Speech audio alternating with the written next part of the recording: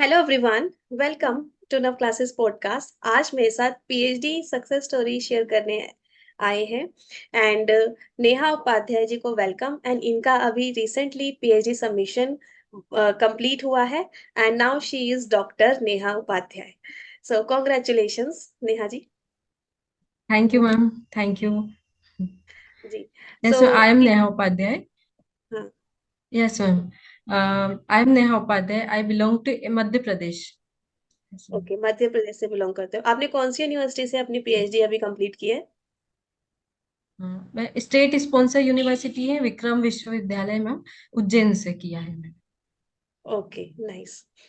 सो Neha yes आप ma'am. अच्छा।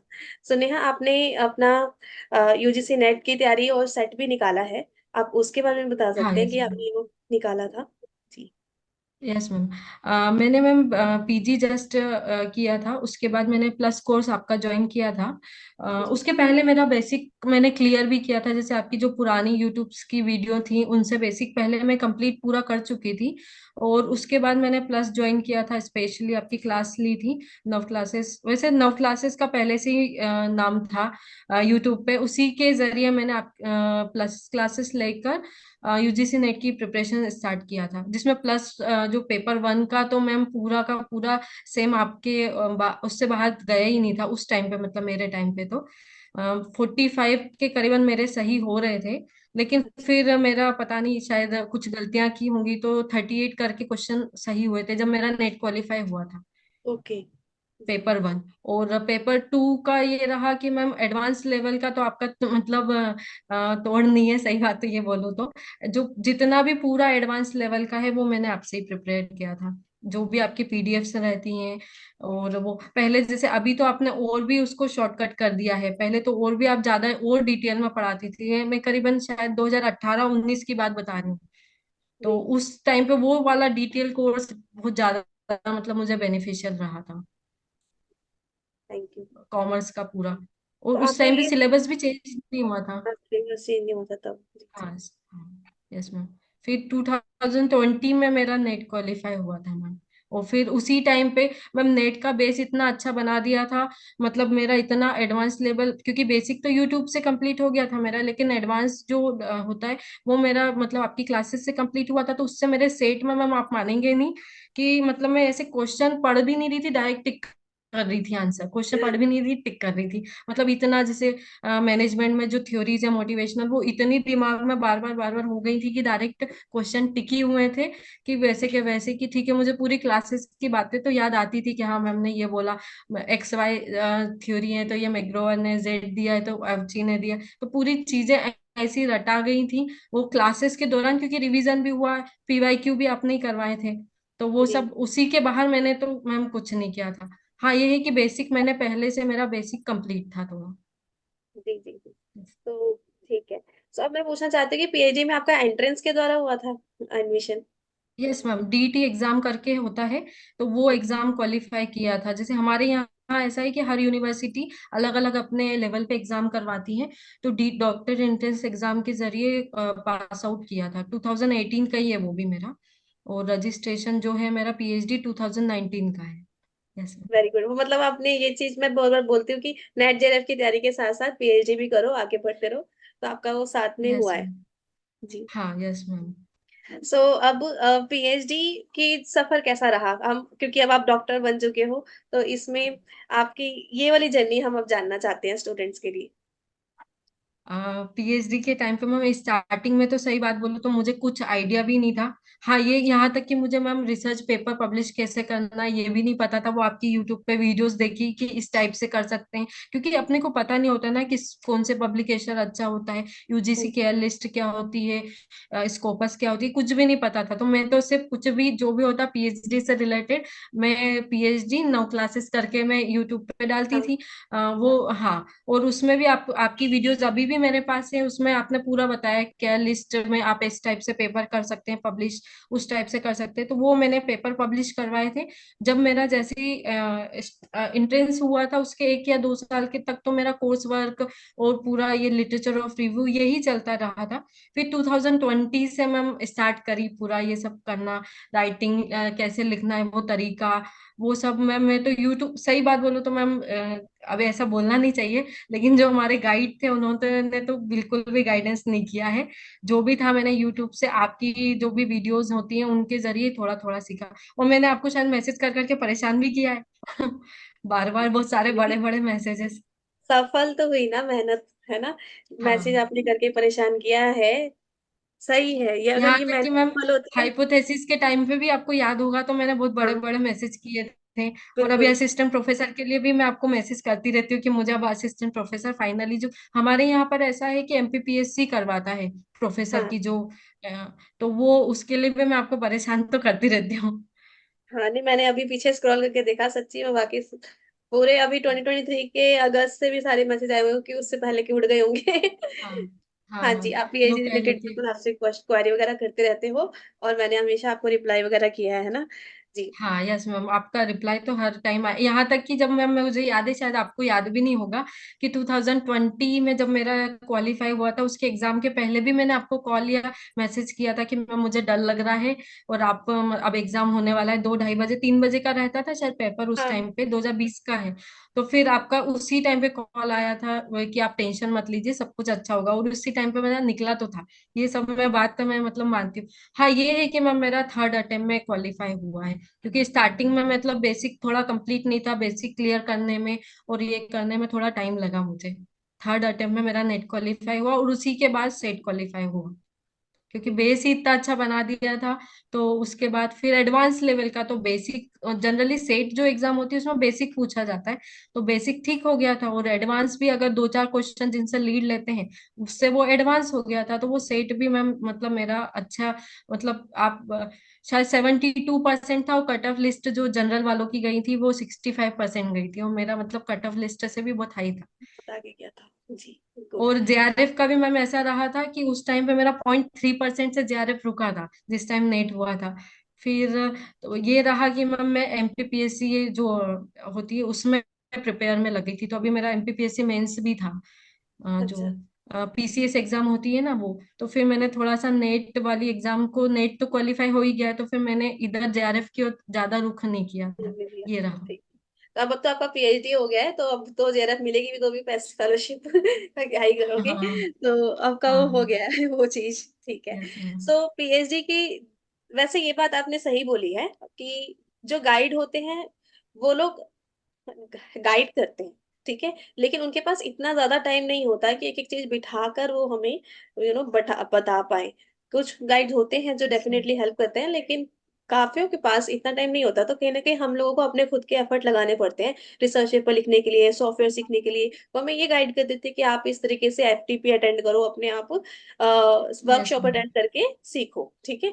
तो ये नेचुरल चीजें यस हैं, मैम। वो कितना यस टाइम मैम। देंगे आप हाँ। हमें? पूरा पूरा दिन एक बच्चे को देंगे या फिर इतनी सारी क्लासेस पढ़ाएंगे, और अपनी खुद का रिसर्च वर्क यस होता मैम। है उनके पास, है ना? तो इसलिए हमें खुद एफर्ट करने ही पड़ते हैं, इसलिए ना क्लासेस में हमें रिसर्च पेपर लिखना, प्रपोजल लिखना, पूरा कोर्सेज वगैरह लेकर आती हूँ, ताकि जिसको सीखना है वो मेरी, क्योंकि बच्चों को होता है मेरी लैंग्वेज समझ में आती है, और यस बाकी मैम। जगह देखते हैं इंग्लिश में बोल रहे हैं या किसी और चीज में, तो उनको वो कनेक्शन नहीं बैठ पाता। मेरे साथ क्या होता है, बच्चों का कनेक्शन बैठ जाता है, और पर्सनली फिर मैं टेंशन जी। लेती हूँ, तो इसलिए अच्छा अच्छे से हो जाता है, और आप वो चीज इम्प्लीमेंट कर पाते हो। सबसे बड़ी बात है रिजल्ट आना, जो मैंने आपको बोला, आपने इतने सारे मैसेजेस किए, परेशान किया, लेकिन रिजल्ट आया ना, वो मेरे लिए एक सुकून की बात है। अब शांति मिलेगी ठीक है, कि यस एक मैम। रिजल्ट और अच्छा सा आ गया है कि पीएचडी कंप्लीट हो चुकी है। एक्चुअल में सो मैम आप, ऐसा होता है कि हाँ जो गांव, जैसे मैं रिमोट एरिया से बिलोंग करती, तो हम लोगों को पता नहीं होता है कि क्या गाइडेंस है, कि किस टाइप से, मतलब जैसे भले पीएचडी का ही है लेकिन पब्लिकेशन कैसे करना है अपने रिसर्च पेपर, या फिर हमको कहाँ किस टाइप से टाइप, मतलब जो फॉर्मेट है वो किस टाइप से। अब बार बार हम तो ऐसे सिटी में जा नहीं सकते, मतलब ऐसा मेरे साथ यही हुआ। तो मेरे को घर बैठे जो आपकी क्लासेस मिली हैं यूट्यूब के जरिए, तो उससे मुझे ज्यादा फायदा मुझे तो मिला है मैम। मैं तो जी स्पेशली बोलती हूँ। जी। सो और आप इस अभी आपकी अपने मम्मी, मैंने तो पुरानी पुरानी जो बहुत सारी पुरानी 2000 हाँ, शायद 14 15 की वीडियो से मैंने मैथ्स भी पढ़ा है मैम। और एक एक जो कॉमर्स की जो छोटी छोटी आपने डाली थी ह्यूमन रिसोर्स मैनेजमेंट की, वो तक भी मैंने उस टाइम पे आपके पहले, मतलब बेसिक मैंने आपकी वीडियो यूट्यूब की वीडियो से किया था कंप्लीट। पर ये थोड़ा ऐसा मुझे फर्स्ट सेकेंड अटेम्प्ट में ऐसा लगा था कि शायद मेरा एडवांस लेवल नहीं हो पा रहा है, तो फिर मैंने फिर आपकी प्लस क्लास ज्वाइन की थी, जी जी। क्योंकि उसमें पीडीएफ्स और ये अपने को पूरी प्रॉपर मिल जाती है। हाँ, ठीक है। हाँ। सो अभी आपका रिसर्च पीएचडी का टॉपिक क्या था, आप बच्चों के साथ शेयर कर सकते हैं? Yes ma'am. मेरा था मैम, हिंदी में ही मैंने किया था। एक्चुअल में ऐसा था कि मुझे सब लोगों ने बोला था कि हिंदी में आपको डेटा अच्छे से अवेलेबल हो जाएगा, तो हिंदी मीडियम से मैंने किया था। मेरा टॉपिक था सामुदायिक स्वास्थ्य केंद्र में महिलाओं के लिए संचालित योजनाओं का तुलनात्मक वित्तीय विश्लेषण। That means comparative financial statement of women scheme in community health centre. ये मेरा ओके। टॉपिक था, और स्पेशली देवास डिस्ट्रिक्ट का था। Dewas district MP.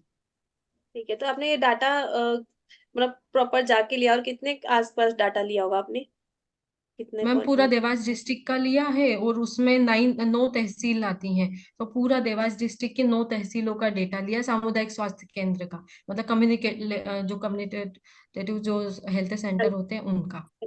हाँ। अच्छा, मतलब आपने सब इतना ज्यादा मेहनत करी है कि हेल्थ सेंटर्स पे जाके उनका डाटा लिया प्रॉपर। यस मैम, पूरी 9 तहसीलों का लिया है मैम। तो वो देवास वेरी गुड। डिस्ट्रिक्ट में 9 तहसीलें हैं। Yes ma'am. मेहनत तो भाई करनी पड़ती है, तभी मेहनत रंग लाती है। और कितना टाइम लग मतलब गया वो, आपको? हाँ। हाँ, बताओ। हाँ मैम, एग्जाम मेरी मैम एंट्रेंस एग्जाम 2018 में हुई थी, और अब 2023-24 आ गया है। तो मान के मतलब 5 to 6 ईयर। 5 to 6 years आराम से लग गए हैं। ठीक है, क्योंकि यस डाटा मैम। वाटा हाँ, कलेक्ट ये करने में साथ ही। में। हाँ जी। यस मैम, ये साथ साथ में मेरा ये जरूर था कि मैं नेट कर रही थी, उसके साथ ही एंट्रेंस एग्जाम ऐसी आ गई थी। तो मैंने सोचा कि ठीक है, दे के देख लेते हैं अपन। लेकिन उसका बेसिक, हाँ इसका भी मैं बताती हूँ मैम। एंट्रेंस एग्जाम जब दी थी पीएचडी की, तो उसमें तो मुझे पूरा बच्चों वाला क्वेश्चन ही लगे, वन वन लाइनर आए थे। तो वो तो मेरे मतलब 100 में से आप बिना आंख देखिए, वो भी ऐसे ही हुआ मेरा। सेट एग्जाम भी ऐसे ही हुआ था, और पीएचडी एंट्रेंस एग्जाम भी ऐसे ही हुआ था कि बेसिक पूरा कंप्लीट था, एडवांस भी कंप्लीट हो गया था नेट की तैयारी के साथ साथ। तो बच्चों जैसे जल्दी जल्दी टिक करते जा रहे थे, उसमें तो ऐसा हुआ था। तो वो मेरे उसमें भी 72 कुछ क्वेश्चन सही हुए थे 100 में से। और मतलब ये डायरेक्ट क्वेश्चन सही हुए थे, तुक्के जो लगे थे वो अलग थे। बाकी मैंने खुद ने गिने थे कि हाँ, मेरे एग्जैक्ट मैं बोल सकती हूँ कि 72 से तो मेरे कम जाएंगे नहीं। और ऐसा मेरे सेट में भी ये हुआ था। हाँ, नेट में थोड़ा सा मतलब वो टिपिकल कॉन्सेप्चुअल चीजें आती हैं, तो उसमें थोड़ा रहता है। और जनरल कैटेगरी से किया मैम मैंने। हाँ जी, यूजीसी नेट की अगर आप तैयारी करते हो ना, तो पीएचडी एंट्रेंस आप दे दो, घबराओ मत कि भाई एंट्रेंस देना पड़ेगा, बल्कि वो एंट्रेंस इजी होता है और वो जल्दी निकल हाँ, जाएगा। और फिर आप, क्योंकि और एंट्रेंस की रिसर्च वैल्यू के। ज्यादा होती है। हाँ। यस और मैम, और इंटरव्यू रिसर्च भी हो तो जाता पूरा का पूरा आपके मतलब क्वेश्चंस थे जो कॉन्सेप्चुअल क्वेश्चन थे। जैसे कॉन्सेप्चुअल भी आप बताते हैं, type of research, hypothesis, one type error, two type है, उससे बाहर गया ही नहीं था कुछ भी क्वेश्चंस। है जी। तो अच्छा, इंटरव्यू में आपका कैसा था? उन्होंने कैसे यस क्या? मैम। जी। इंटरव्यू में हम पूरा जो मतलब मेरे टॉपिक से रिलेटेड मुझसे क्वेश्चंस पूछे गए थे, कि आपने सैंपल साइज क्या लिया, आपका यूनिवर्स कौन सा डोमेन एरिया था, फिर आपका टॉपिक से रिलेटेड क्या था, आपकी जो रिसर्च के जो आपके क्या बोलते हैं टेस्टिंग निकली हाइपोथेसिस की, वो किस टाइप से रहा। बस ये क्वेश्चंस उन्होंने पूछे थे। फिर ज्यादा भी शायद मुझे लगता है ज्यादा भी क्वेश्चंस इतना नहीं पूछे थे, क्योंकि नेट था क्वालिफाई शायद इसलिए। और फिर वर्क भी देखा था उन्होंने। तो बस आपका हाइपोथेसिस क्या था, आपका ऑब्जेक्टिव क्या थे, और इस यही आपने सब्जेक्ट क्यों चुना, ये भी पूछा था मैम उन्होंने मुझे। हाँ, ये तो तो ये पूछ। सब्जेक्ट चूज करने के पीछे मेरा रीजन ये था कि मेरे पिताजी जो हेल्थ डिपार्टमेंट में ही है, तो अच्छा। मुझे थोड़ा सा ऐसा। हाँ, तो वो मुझे ये था कि हेल्थ डिपार्टमेंट में भी महिलाओं के लिए है कि नहीं, योजना जो है स्कीम मिल रही है कि नहीं, उनको फंड आ रहा है कि नहीं। तो ये मेरा टॉपिक पिताजी के लिए मतलब मैंने चूज किया था। तो उन्होंने पूछा कि यही टॉपिक क्यों चूज किया, क्योंकि आप कॉमर्स बैकग्राउंड से हैं, तो आपने कॉम मतलब सोशल वर्क वाला टॉपिक को कॉमर्स में इंक्लूड कर दिया, ऐसा किया था।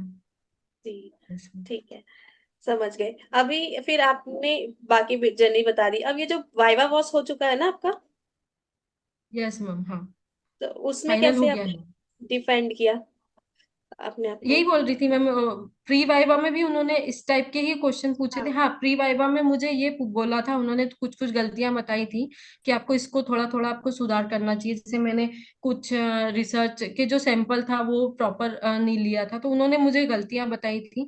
उसको मैंने फिर उसको सुधार करके रिटर्न में मैंने डबल से सेंड किया, मतलब मेरी पूरा समरी को मैंने डबल से रेक्टिफाई करके मैंने वहां पे जमा किया।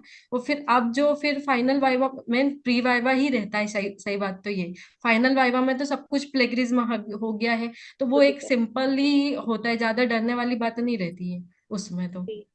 बस प्रेजेंटेशन मतलब करते हैं। सिंपल, बस आपके ऑब्जेक्टिव क्या है, आपकी जो प्रेजेंटेशन स्किल रहती है वो थोड़ी अच्छी रहती है ना, तो वो इतना क्वेश्चन नहीं पूछते। जैसे आपका ऑब्जेक्टिव क्या है, यहाँ पे हाइपोथेसिस क्या है, आपका मेन रिजल्ट क्या निकला है हाइपोथेसिस का, और आपका आपने जो सुझाव दिए सजेस्ट दिए हैं, और आगे जो आपके फ्यूचर के लिए आप जो आपके शोधार्थी जो रिसर्चर है उनको क्या सजेशन देने वाले हैं इस टॉपिक से रिलेटेड, बस ये क्वेश्चंस थे मैम उनके। ठीक है।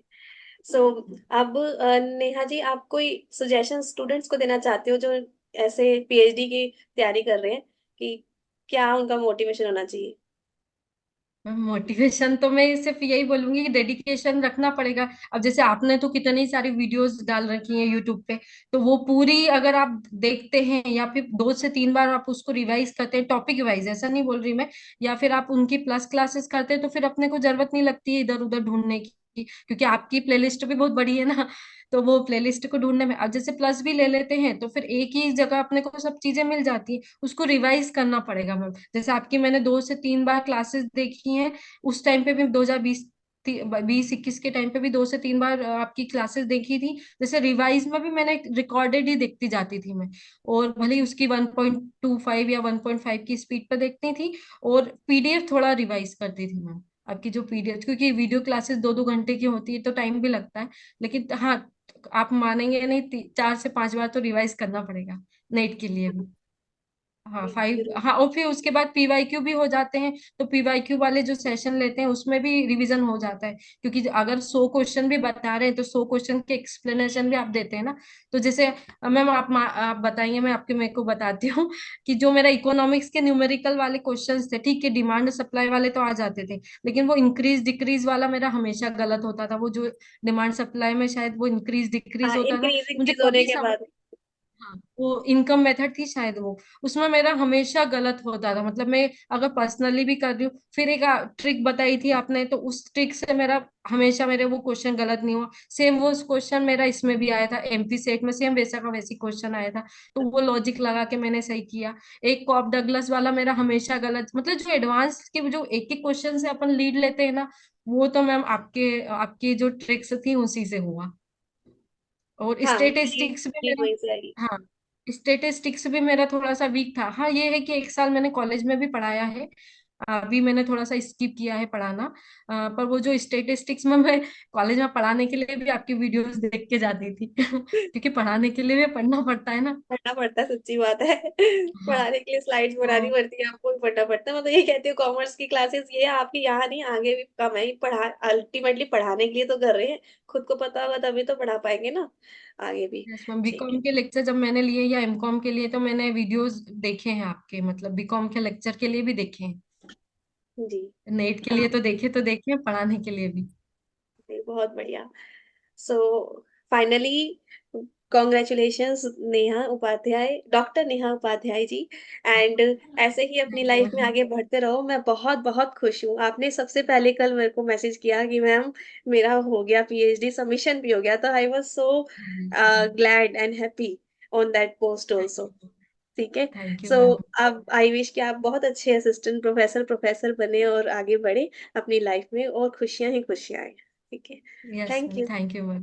थैंक यू मैम आपका सबसे ज्यादा तो, क्योंकि मेरा जो एडवांस का जो रहा है ना, वो जनरली आपने ही, मतलब मुझे आपसे ही सीखने को मिला है। सही बात तो ये, मुझे भी ऐसा लगता है कि मैम इतना यूट्यूब पे इतने फैन फॉलोइंग है, एज अ प्रोफेसर के तौर पे, तो मैं भी सोचती हूँ कि मेरे भी एक दिन कभी होए जी जी, मतलब जरूर बच्चे बच्चे। मुझे भी हाँ, पहचाने पहचाने। ऐसा। क्योंकि अपने स्टूडेंट जब आगे बढ़ते हैं ना, तो ऑटोमेटिकली हमें मिलते हैं कभी कि ये देखो नेहा मैम, ये देखो नवदीप मैम, इनसे हम पढ़े यस हैं, तो मैम। डेफिनेटली वो लेवल का हम बढ़ाएंगे तो वो हमें जरूर याद करेंगे। मुझे भी अपने खुद के पोस्ट ग्रेजुएशन ग्रेजुएशन के टीचर्स याद है अभी, क्योंकि उन्होंने मुझे यस बहुत मैम। अच्छा पढ़ाया है।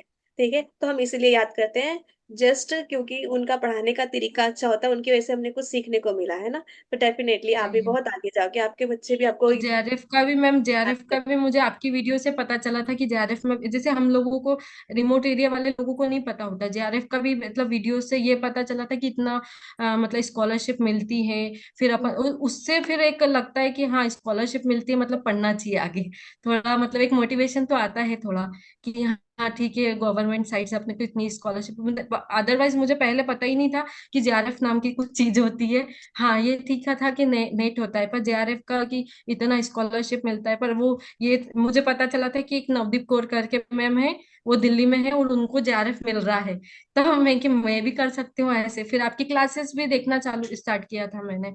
और जी वो तो मैम 2016-17 से ही मैंने स्टार्ट कर दिया था आपकी यूट्यूब पे, तो बहुत पुरानी ही देखी है मैंने। बहुत पुरानी, हाँ।